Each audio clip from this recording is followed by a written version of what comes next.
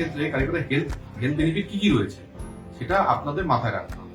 প্রথম কথা হচ্ছে কারি পাতা যখন খাবো আমরা প্রথম কথা মাথায় রাখতে হবে কারি পাতা আমাদের শরীরে যে কোলেস্টেরল আছে কোলেস্টেরল লেভেলটাকে কমাতে সাহায্য করে, যেহেতু এর মধ্যে অ্যান্টি অক্সিডেন্ট প্রপার্টি রয়েছে।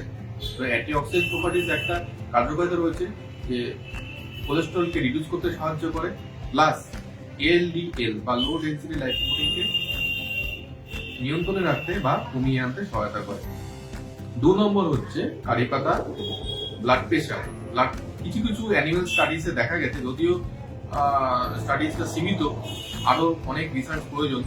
দেখা গেছে যে কারি পাতা রস কেউ যদি রোজ অল্প পরিমাণ করে খায়, সেক্ষেত্রে তাদের যারা হাই ব্লাড প্রেশারে ভুগছে তাদের ক্ষেত্রে ব্লাড প্রেশারটা কন্ট্রোল করতেও অনেকভাবে সহায়তা করে।